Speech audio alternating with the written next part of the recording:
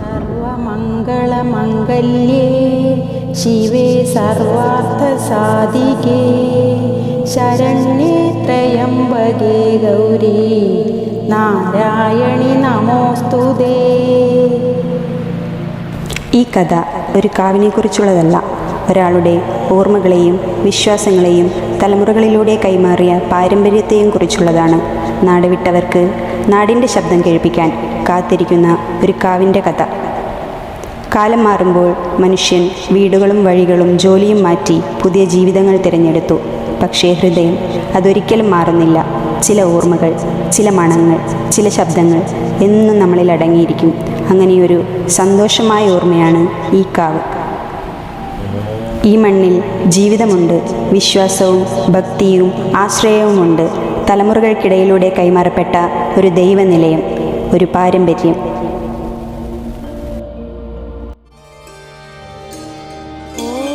पाशध्वजायै विद्महे शूलहस्तायै धीमहि तन्नच्चामुण्डी प्रचोदयात्. ॐ पाशध्वजायै विद्महे शूलहस्तायै धीमहि तन्नच्चामुण्डी प्रचोदयात्. ॐ पाशध्वजायै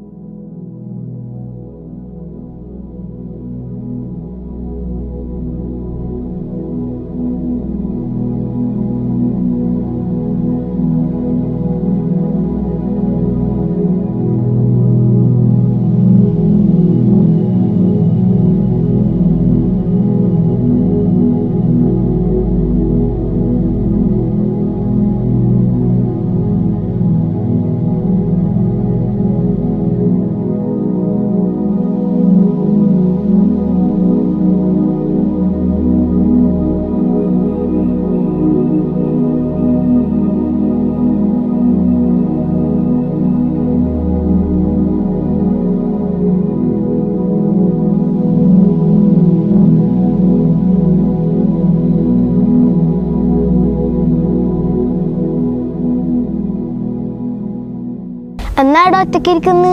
വെറുതെ ഇരുന്നതാ മോളെ. മോള് സ്കൂൾ വിട്ട് വരുന്നതാ? ആ, ഞാനിവിടെ ഇരിക്കട്ടെ. എന്നാ അവിടെ ഇരിക്ക.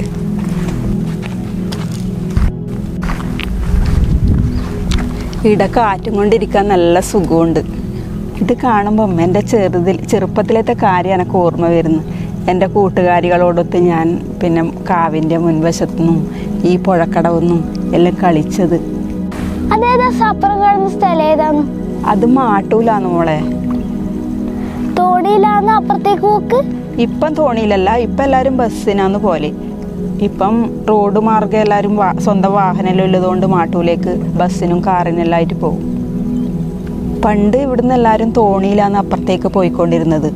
പണ്ട് ഇവിടുത്തെ കുട്ടികളെല്ലാം സ്കൂളിലേക്ക് തോണിയിലായിരുന്നു മാട്ടൂലേക്ക് സ്കൂളിലേക്ക് പോലുണ്ടായിരുന്നത്. ആ കാണുന്ന ബോട്ട് ചെട്ടിയല്ലേ? ബോട്ട് ഉണ്ടായിട്ടേ? ബോട്ട് സർവീസ് ഉണ്ടായിരുന്നു, കുറച്ചു കാലം മുമ്പേ ഉണ്ടായിരുന്നു. ഇപ്പോൾ അത് നിർത്തലാക്കി.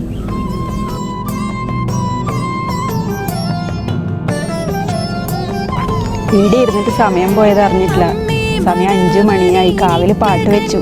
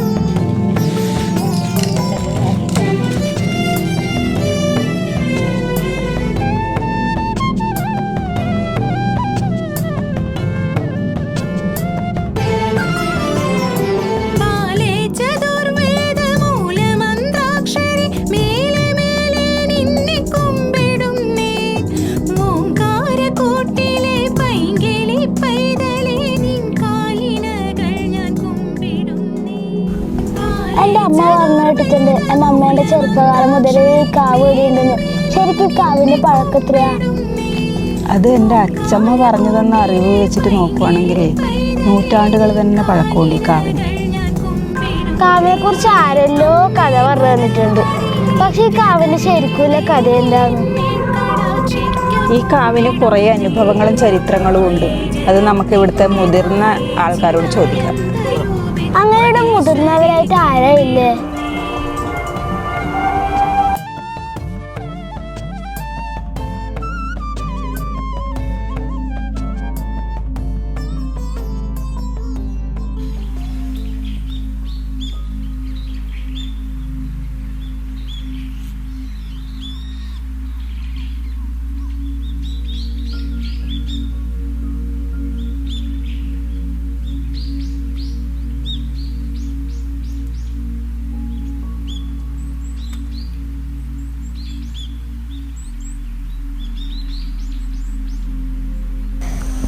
നീ നേരത്തെ വന്നിനാ?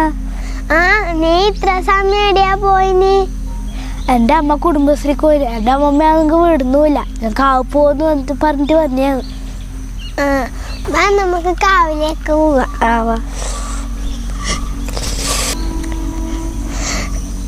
അമ്മ പറഞ്ഞിനി കാവിലത്തെ തെയ്യാവാനായിരുന്നു.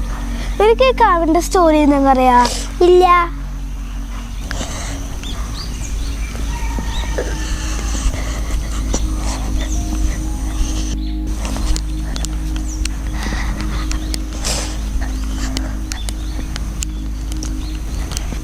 നമുക്ക് ആ അച്ചാച്ചനോട് ചോദിക്കാം.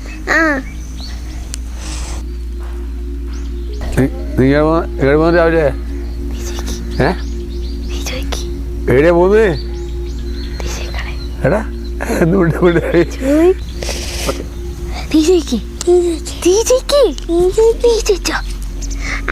അച്ഛനത്തെ കാവിന്റെ കഥ അറിയില്ല, നമുക്ക് പറഞ്ഞുതരാം.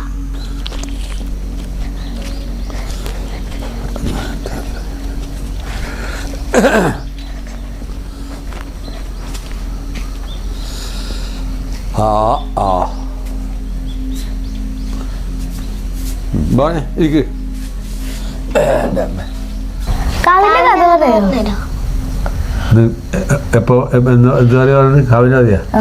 കാവിന്റെ കഥ കാവ് എടുത്ത് കാവിന്. പിന്നെ കാവിന്റെ കഥ, ഈ കാവ് ഉണ്ടായിട്ട് 1000 പരം കൊല്ലായി. എത്ര? 1000 പരം കൊല്ലായി. നമ്മൾ അപ്പുറപ്പുറം 10-12 തലമുറ അപ്പുറമുള്ള കാവാണ്. അപ്പോൾ ഈ കാവിൻ്റെ കഥ പറയണമെങ്കിൽ പിന്നെ ഒരുപാട് സമയം വേണം. ഇത് 1000 പരം കൊല്ലം അപ്പുറത്ത് 1000 നടന്ന് വന്ന ദേവിയാണ്. 1000 നടയാ? 1000 നാട് കടലിനപ്പുറം. ഇതിൻ്റെ പേര് ശൂലകുടാരി അമ്മ എന്നാണ്. നമ്മൾ വല്യമ്പരാട്ടി. അത് ദേവി സമേതം പിന്നെ അവർ പരിവാരം കൂടി കപ്പലിൽ വന്നു വളവട്ടണം എത്തി, അഴീക്കൽ. അപ്പോൾ ആടുന്ന് കപ്പലാടി ഉറച്ചു പോയി. അപ്പോൾ അങ്ങോട്ട് തിരിഞ്ഞു നോക്കുമ്പോൾ വളവട്ടണം കോട്ടക്കുന്ന് ഒരു വിളക്ക് കണ്ടു. പാടത്തേക്ക് ദേവി പോയി. അവിടെ ദേവി പോയാലും ഇവിടെ പുതിയ ഓതിയുണ്ട്, കോട്ടക്കുന്ന് പുതിയ ഓതി. ആ പുതിയ ഓതി ചാടി ഈ കപ്പലിൽ കയറി. കപ്പലിൽ കയറി അപ്പോൾ പുതിയ ഓതി അടക്കി വയ്ക്കാൻ പറ്റില്ല. ഇവിടെ നേരെ കപ്പലിൽ കയറി നേരെ കപ്പോത്തേക്ക് കാളകാട്ട് മുട്ട കണ്ടു. കാളകാട്ട് മുട്ടക്ക് കപ്പലെടുത്തു. അവിടുന്ന് ചാടി ഇറങ്ങി പുതിയ ഓതിയും പരിവാരങ്ങൾക്ക് പാടിക്കറി.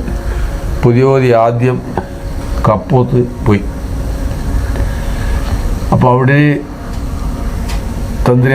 തന്ത്രിയും കുടുംബമെല്ലാം കിഞ്ഞ് പുറത്തു പോയി. ഈ പ്രപഞ്ചം കണ്ടിട്ട്, ദേവിയുടെ ശക്തി കണ്ടിട്ട്. അങ്ങനെ അവിടെ പോയി ആടെ നേരെ ഉറപ്പിച്ചു. അവിടുന്ന് നേരെ കൂവപ്പുറത്തേക്ക് പോയി, 5-ാം പീടിക കൂവപ്പുറം. അവിടെയും പോയി. അവിടെ നേരെ അതിന് കുറച്ച് കിഴക്കോട്ട് പിന്നെ ഇടമന എന്ന് പറഞ്ഞ ഇല്ലുണ്ട്, അവിടെ പോയി. അവിടെയും പോയി, അവിടെയും ഉറപ്പിച്ചു. അവിടെ 4-ാമത്തെ സ്ഥാനം മുട്ടിൽ. ഇവിടെ വന്ന് വെച്ചാൽ ഇവിടെ വന്നതെന്ന് വെച്ചാൽ ആ ചരിത്രം ഇവിടുത്തെ വന്നേക്കാം. ഇവിടെ ആ സമയത്ത് വലിയ ദൈവമുണ്ട് എന്ന് പറഞ്ഞിട്ട് തീയത്തിൻ്റെ ഉളപ്പ് തറവാട്ടുകാർ അന്ന് അച്ഛനല്ല, ഇന്നലെ അച്ഛനിലെ വലിയ ആൾ, അച്ഛനിലെ കുളിപ്പിക്കലും കുഞ്ഞെക്കുട്ടിയാലും കുടിപ്പോക്ക് അന്ന് അച്ഛനല്ല, അന്ന് കാരണവന്മാർ വലിയ ആൾ. അപ്പോൾ ആ കാരണവന്മാർ സമേതം തെയ്യം കാണാൻ പോയി. എടാ കപ്പോത്ത് അവരൊന്ന് വലിയ ആളാണ്. ഈ തെയ്യത്തിൻ്റെ പവർ വലിയ ആളാണ്. അവർ കുടുംബസമേതം തെയ്യം കാണാൻ പോയാലും അവർ വലിയ ആഭരണം ഇട്ട് പോയതാണ്. ഒരുപാട് ആഭരണം ഉണ്ടായിരുന്നു. അപ്പോൾ ആഭരണം ഇട്ട് പോയ ശേഷം അവിടെയിലെ പെണ്ണുങ്ങൾ ഇവരെ നോക്കിയിട്ട് തമാശയാക്കി, ഓ ഇത് ഇരന്ന് വന്നിട്ട് ഇടിഞ്ഞെന്ന്, അപ്പോൾ ഇത് ഇരന്നിട്ട് കൊണ്ടുവന്ന് അന്നേരം മറ്റിങ്ങനെ സ്വീപ്പാക്കി. അന്നേരം അവർ വരുന്നു കാരണം വരും. കാരണം പിന്നെ നമ്മളിങ്ങനെ സ്വീപ്പാക്കുന്നുണ്ട്. ഇതിൽ നമ്മൾ മാടായി എന്ന് വെച്ചാൽ മാപ്പിളപ്പരാണ്, മാപ്പിള വിടുക. മാടായി ഇരന്നുകൊണ്ട് തന്നെയാണ്, ഇരന്നിട്ടിട്ട് തന്നെയാണ്. അതുകൊണ്ട് അങ്ങനെ കുറവൊക്കെ വന്നെയാണ്. അങ്ങനെ ഇവരെന്ത് കൊടുത്തു, ഈ ആവേരെല്ലാം കഴിക്കാൻ പറഞ്ഞു മരക്കളോട്. ആവേരെല്ലാം കഴിച്ച് അവിടെ കുറിപൊടിക്കുന്ന ഉരലുണ്ട്, ആ ഉരലിലിട്ടിട്ട് ഇത് കുത്തി പൊടിച്ച്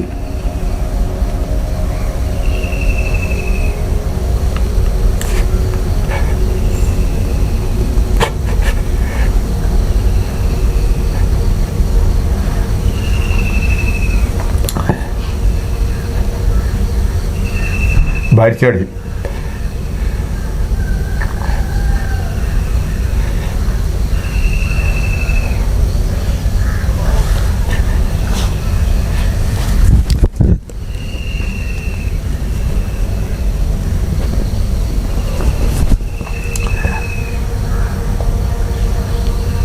ഭാരിച്ചാടി അങ്ങനെ അവർ ഇങ്ങോട്ട് വന്നു.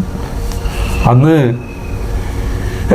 നമ്മൾ ഇന്നത്തെ പോലെ നിങ്ങൾ സ്കൂളിൽ പോകുമ്പോൾ പോലെ നല്ല ശീലക്കൊടിയൊന്നുമല്ല, പട്ടുകൊടിയൊന്നുമല്ല. അന്ന് പൊടയാ, ഈ ഓലക്കൊടിയും പിടിച്ച് പോയതാണ്. അപ്പോൾ ഓലക്കൊടിയും പിടിച്ച് അവരിങ്ങ് വന്ന് ഇവിടെ പുന്നച്ചേരി പഞ്ചായത്തിൻ്റെ അപ്പുറം ഇവരെ തറവാട് തെയ്യത്തിനുള്ളത്, അവിടെ ഈ കുട കൊണ്ട് വെച്ചു. അപ്പോൾ കുറേ കൂടെ കൊടിയുണ്ട് ഇങ്ങനെ തുള്ളുന്നു. അപ്പോൾ അവർ അത്ഭുതപ്പെടുത്തി കണിച്ചിട്ട് പോയപ്പോൾ കൊപ്പത്ത് ദേവി ഇവിടെ വന്നിട്ടുണ്ട്. അതുപോലെ തന്നെ ഇവിടെ കപ്പൽ, ഇതിൻ്റെ പടിഞ്ഞാറ് കപ്പൽ എടുത്തിട്ടുണ്ട് മുട്ടിൽ, ഇവിടെ ദേവി ഉറച്ചു. അങ്ങനെയാണ് ഈ വെല്ലമ്പുരാട്ടിയും പുതിയോതിയും മറ്റു കാരൻ ദേവികളും ഇവിടെ എത്തുന്നത്. ചാവണ്ടി വന്നത് ഇത് ചാവണ്ടിയുടെ സ്ഥലമാണ്. ചാവണ്ടീൻ്റെ പിന്നെ ഈ പറമ്പ് പുതുവള്ളിക്കൂരത്തെ സ്ഥലമാണ് ഇവിടെ എല്ലാം ചുറ്റും അറക്കലെ സ്ഥലമാണ്. ഇത് മാത്രമേ പുതുവള്ളിക്കൂരത്തുള്ളൂ, ഇത് മാത്രമേ പുതുവള്ളിക്കൂരത്തുള്ളൂ, ഈ സ്ഥലം മാത്രം. അങ്ങനെ ആ സ്ഥലത്താണ് ഈ ക്ഷേത്രം എടുത്തത്. അങ്ങനെ പുതുവള്ളിക്കോവിലത്ത് ചാമുണ്ടിയാട് ഒരു ശാന്തമൂർത്തിയാണ്. ആ ശാന്തമൂർത്തി അയക്കുമ്പോൾ ഒരു ദിവസം അവിടെ ഒരുപാട് പയ്യുണ്ട്, അവിടെ കുറേ വാഴയുണ്ട് ഈ ഇല്ലത്ത്. ആ വാഴ പോയി നശിപ്പിച്ചു, ചവിട്ടിപ്പോയി. അപ്പോൾ ഇയാൾ ഈ ദേവിനെ കുറ്റം പറഞ്ഞു. എന്തേ, ഞാനൊരുത്തിനെ പോരുന്നുണ്ടല്ലോ, ഓളന്താ എവിടെയാ പോയി രാത്രി ഉറക്കാൻ പോയി, ഓൾ പുലിയാടം പോയെന്നു ചോദിച്ചു. അപ്പോൾ അതൊരു നിമിത്ത ഇവിടെ എത്തണം ദേവിക്ക്. അങ്ങനെ രാവിലെ ആകുമ്പോക്കിൽ അവിടുത്തെ ഒരു നല്ല പശുവിനെ പൊളന്നിട്ടിട്ട് കുട്ടീനെ വേറെ അച്ഛനെ പറയുന്നു. അപ്പോൾ ബ്രാഹ്മണൻ പിടിച്ചു. ബ്രാഹ്മണൻ ഇനി ഞാൻ അന്യ ഇവള് കൊല്ലും, അതുകൊണ്ട് ഇവളെ ഇവിടുന്ന് പുറത്താക്കും. എന്നിട്ട് അയാൾ ആവാഹിച്ച് അടുത്ത ഇവിടെ വെച്ച് ഇതിൻ്റെ ഒരു മാറുമലിയില്ലേ, ഇതിൻ്റെ ഉള്ള ആ മാറുമലി ആയുധവും ഇതെല്ലാം ആടുന്ന് ആവാഹിച്ച്. അപ്പോൾ ഇവിടുത്തെ ഈ മുട്ടത്തിയനെ വിളിപ്പിച്ചു. ഇങ്ങനെ ഞാനുണ്ടല്ല, എനിക്ക് കടപാട് നിങ്ങളുടെ അവിടെ എത്തി കുറേ ആളെ പോയി, അതുകൊണ്ട് ഇവളി അവിടെ കൊണ്ട് പോയിട്ടെന്ന് ഓർത്ത് ഈ ചാവിടിനെ ആവാഹിച്ചു കൊടുത്ത് ഇത് പച്ചപ്പാളിയിൽ കെട്ടി തിരുവായുധവും മാറുമലയും എല്ലാം എടുത്ത് നേരെ ഇവിടെ വന്ന് ആലും ധർമ്മം കൊണ്ടുവച്ചു. ആലും ധർമ്മം അതിൻ്റെ കുണ്ട് കുളമുണ്ട്, എന്ന് പറഞ്ഞു ചരിത്രം. ആളെ കൊണ്ടുവച്ച് അവർ വേലിക്ക് തായാളപ്പിൽ വെള്ളം കുടിക്കാൻ പോയി. തായാളപ്പനിക്ക് തായാളപ്പ് പിന്നെ മിത്രപ്പേട്ടൻ്റെ നമ്മുടെ സന്തോഷിൻ്റെ പേരുടെ അപ്പുറത്ത് എടുക്കാതെ വരിയുണ്ട്. ഇപ്പോൾ പൊളിക്കാതെ വരി പൊളിച്ച വരിയില്ല. ആടെ കൊണ്ട് ആടെ നിന്ന് വെള്ളം കുടിച്ചു. വേലിക്കകത്ത് ആരെന്താ പഠിച്ച വേലിക്കകത്ത് വന്ന് വെള്ളം പിന്നെ ഈ വിശ്രമിച്ചു. അതായത് പേളത്ത് ആടയിട്ട് കിട്ടി. പിന്നെ കേക്കെ പോയി സത്യദോഷത്തിന് വേണ്ടി മൂന്നാമത്ത് പോന്നു. അങ്ങനെയാണ് ചാമണ്ടി വന്ന് അവിടെ നിന്ന് ആഘോഷിച്ച് കൊട്ടി കൊഴിച്ചിട്ട് അത് ഇവിടെ കൊടുത്തത്. അതാണ് ആലിൽ നിന്ന് കായ്ച്ചെടുക്കലും വെളുത്ത് പോക്കലും ആലും തമ്മിൽ ഇതാണ്. അവിടെ പൂരം കുളിക്ക് വെച്ച് നിവേദ്യം, പിന്നെ ഇവിടുന്ന് ഒന്ന് അണയാണ്ട് പോയിട്ട് അല്ല അടയാവരുന്ന അടയുണ്ട് അവിടെ പോയിട്ട് അടഞ്ഞിട്ട് അവിടെ വെച്ച് പൂരം കുളിക്കും വരുന്നത്. അത് ആലും തറുടെ സങ്കല്പം. അങ്ങനെയാണ് മുട്ടിച്ചാവണ്ടിയിലെത്തി. അപ്പോൾ ഈ മുട്ടിൽ എന്നുള്ള പേര് അതിന് മുന്നേ തന്നെ മുട്ടിച്ചാവണ്ടിയും ദേവിയും വേണ്ടി ഈ കപ്പൽ വരുമ്പോൾ തന്നെ മുതലപ്പുറത്ത് മുട്ടിച്ചാവണ്ടി വന്നത്. അപ്പം മുട്ടിച്ചാവണ്ടിയും പിന്നെ ഈ മുതലയും കപ്പലും കൂടി ഈടെത്തുമ്പോൾ കൂട്ടി അങ്ങനെ മുട്ടിലെന്ന് പറഞ്ഞ പേര് വരുന്നു. മനസ്സിലായോ? അങ്ങനെ മുട്ടിച്ചാവണ്ടി ഈടെത്തിയത്. പിന്നെ ഇവിടെ അതിനുശേഷം എല്ലാ കാര്യങ്ങളും ആലുവലേക്ക് പോയി. ഇപ്പം 4 ആളെ വരുത്തില്ല. പക്ഷേ തേത്തിനടപ്പ് ഒന്നാമകാഴ്ച തേത്തിനടപ്പ്, 2 പിന്നെ പൂഞ്ഞത്ത്, 3 തൊണ്ടിവളപ്പ്, 4 പറയന്തറ, 5 പണ്ടാരപ്പര, 6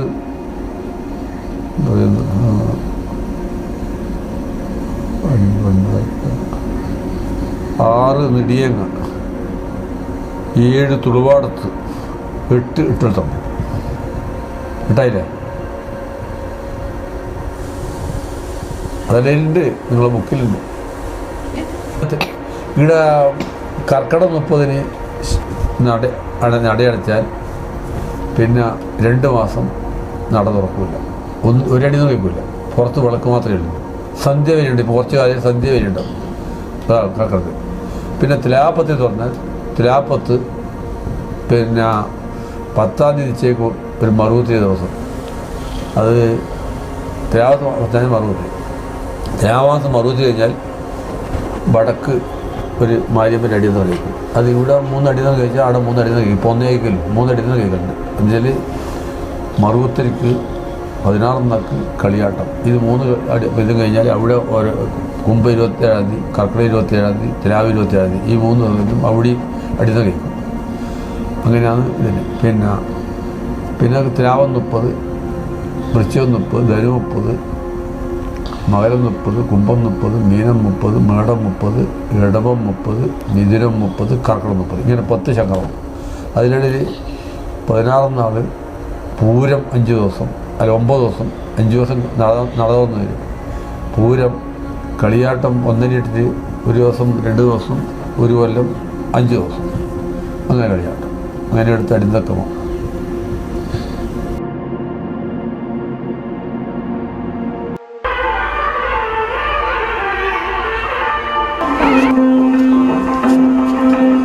ഇപ്പൊ അങ്ങനെ കാവിന്റെ കഥ ശരിക്കും നമുക്ക് മനസ്സിലാവുന്നു. എന്ത് രസമല്ലേ കാവിന്റെ കഥ കേൾക്കാൻ. നമുക്ക് തോൽപ്പിച്ചു വരാം. ആ പോവാ വാ.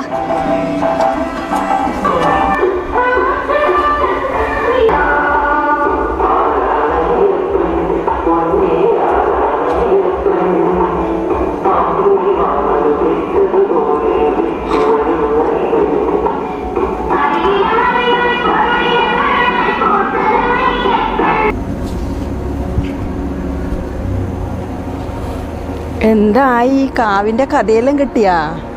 ആ അച്ഛൻ കാവിന്റെ കഥ പറഞ്ഞത്. ചാമുണ്ടീന്റെ കഥ കേട്ടപ്പോ നമ്മള് പേടിച്ചു പോയി. പേടിക്കണ്ട കേട്ടാ. രക്ഷയും രൗദ്രവുമുള്ള മാതൃസ്വരൂപിണിയാണ് ഇവിടുത്തെ ചാമുണ്ടി.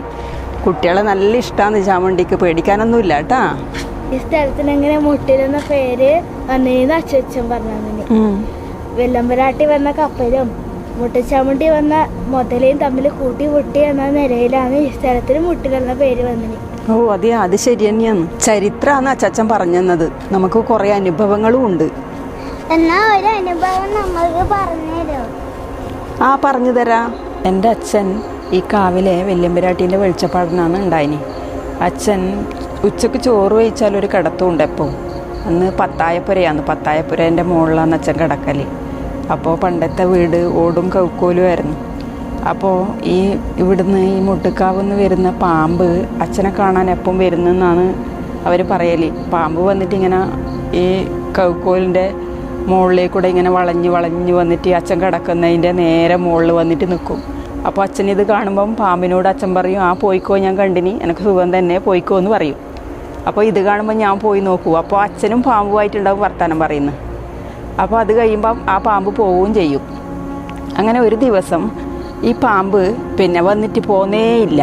അച്ഛനിങ്ങനെ തെളിച്ചുകൊണ്ടും ആക്കിക്കൊണ്ട് നിന്നിട്ട് ഒന്നും പോകുന്നില്ല. അച്ഛനെ എങ്ങനെ ഉറങ്ങാൻ വിടുന്നില്ല. അച്ഛൻ എന്ത് ചെയ്തു, ഒരു വടിയെടുത്തിട്ട് ആ പാമ്പിനെ ഇങ്ങനെ മെല്ലെ ഇതാക്കി, പാമ്പിനെ പോടുന്ന് പറഞ്ഞിട്ട് പാമ്പ് എന്നിട്ട് പേടിച്ചിട്ട് വേഗം പുറത്തേക്ക് ഇങ്ങനെ വേഗം നീങ്ങി പുറത്തേക്ക് ഇറങ്ങിയിട്ട് എന്ത് ചെയ്തു, അതിൻ്റെ വേഗം തന്നെ അച്ഛനും പോയി. എന്നിട്ട് പാമ്പ് ഇങ്ങനെ നോക്കിക്കൊണ്ടും അച്ഛനെ നോക്കിക്കൊണ്ടും പോയിക്കൊണ്ടു. അച്ഛൻ അതിൻ്റെ വേഗം തന്നെ വടിയെടുത്തിട്ട് മെല്ലനെ നീങ്ങി. പാമ്പ് പുഴയിലേക്ക് ഇറങ്ങി. അച്ഛൻ ഇങ്ങനെ വേഗം തന്നെ വന്ന് ആ പാമ്പ് നീന്തി നേരെ കാവിൻ്റെ വേക്കിലേക്ക് വന്ന് ആയിരം അച്ഛൻ നേരെ വീട്ടിലേക്ക് എത്തി. ഞാനും അച്ഛൻ്റെ കൂടെ തന്നെ ഉണ്ടായിനി. വീട്ടിലെത്തി അച്ഛൻ കയറി, ഞാനും കയറി. അപ്പം തന്നെയുണ്ട് തെങ്ങിൻ്റെ മുകളിൽ നിന്ന് എന്തോ വീഴുന്നൊരു സാധനം. അച്ഛമ്മ പറഞ്ഞു, എന്നാ വീണത് നോക്കിയാട്ടെ എന്ന് നോക്കുമ്പോഴത്തേക്ക് കളത്തിൽ അതേ പാമ്പ് പൊട്ടി വീണിനി. ആ പാമ്പന്നെ, ഞാൻ ആ പാമ്പിനെ ശരിക്കും ഒന്ന് കണ്ടത്. ആ പാമ്പ് പൊട്ടി വീണിട്ട് ഈ പാമ്പ് എന്നാ ചെയ്യുന്നതെന്ന് വെച്ചാൽ, പാമ്പ് അച്ഛമ്മ ചൂടി വിരിക്കുന്നുണ്ടായിനി പിന്നെ ഈ കോലായിക്കുന്ന തന്നെ. അപ്പോൾ പാമ്പ് നേരെ ഇറങ്ങലിൻ്റെ മുകളിലേക്ക് ഇങ്ങനെ കയറിയിട്ട് അച്ഛമ്മേൻ്റെ അടുത്ത് ഇങ്ങനെ പോയിരുന്നു. അച്ഛമ്മ പേടിച്ച് എന്നിട്ട് അച്ഛനോട് പറഞ്ഞു, നിന്നോട് അന്നേരവും പറഞ്ഞിട്ടില്ലേ ഞാൻ അതിനെ തെളിക്കണ്ട, അത് നിന്നെ കാണാൻ വരുന്നതാണ്, എന്തിനാ തെളിച്ച് പായിച്ചിനി, എന്നിട്ടല്ലേ ഇപ്പം വന്നത്, രണ്ടാമത് ഇങ്ങനെ ഒരു ഇതിൽ കണ്ടത്, ഇതിന് വേണ്ടുന്ന പ്രായശ്ചിത്തം ഞാൻ ചെയ്തോളാം, ഇപ്പം പോട് എന്ന് പറഞ്ഞു. അങ്ങനെ പാമ്പിനെ പിന്നെ കണ്ടിട്ടില്ല. അവിടെ നിന്ന് എങ്ങോട്ടാ പോയിന്ന് പിന്നെ നമ്മൾ കണ്ടിട്ടില്ല. അതാണ് എൻ്റെ ഒരു അനുഭവം അന്നത്തെ. കാവിൻ്റെ ചരിത്രവും കഥയും കേട്ടാലും കാവിനെ കുറിച്ച് കുറച്ചും കൂടി അറിയാൻ തോന്നുന്നു. കാവിനെക്കുറിച്ച് കൂടുതൽ അറിയണമെങ്കിൽ തെയ്യത്തിന് വന്നാൽ മതി. തെയ്യത്തിന് വന്നാൽ വല്യമ്പരാട്ടീൻ്റെ 11 തോറ്റമുണ്ട്. ആ തോറ്റം കേട്ട് കഴിഞ്ഞാൽ തന്നെ കുറച്ച് നമുക്ക് കഥകളെല്ലാം അറിയാൻ പറ്റും. ഇരുട്ടായി തുടങ്ങി, നമുക്ക് വീട്ടിലേക്ക് പോവാം.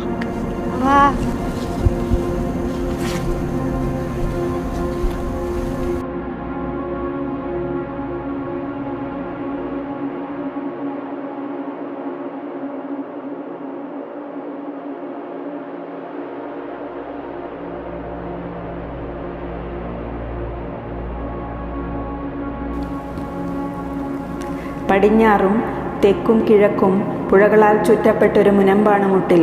അതെ, പുരാണങ്ങളിലേക്കുള്ള നദിയായ പഴയങ്ങാടിപ്പുഴ പടിഞ്ഞാറ് മാട്ടൂലിൻ്റെ തീരത്തെ തഴുകിയും കിഴക്ക് മുട്ടിൽ പ്രദേശത്തെ പുൽകിയും വിശാലമായൊരു ജലപ്പരപ്പായി തെക്ക് ഭാഗത്ത് തെക്കുംപാടുന്ന ദ്വീപിനെ വലം വെക്കുന്ന അതീവ ചാരുതയാർന്നൊരു ദൃശ്യം മുട്ടിലിൻ്റെ തെക്കേ അതിരിൽ നിന്നാൽ കാണാം. ഇവിടെ സ്ഥിതി ചെയ്യുന്ന മുട്ടിൽക്കാവിൻ്റെ ഉത്ഭവപ്പൊരുൾ നൂറ്റാണ്ടുകൾക്കപ്പുറത്തേക്ക് നീണ്ടുകിടക്കുന്നു. ഐതിഹ്യങ്ങളുടെ തിരശീലക്കകത്തേക്ക് കടക്കുമ്പോൾ കാലത്തിൻ്റെ അനാദ്യായ പ്രവാഹത്തിൽ ഏതോ ദിവ്യമായ മുഹൂർത്തത്തിൽ യാത്രയ്ക്കൊരുങ്ങുകയാണ് ദേവി.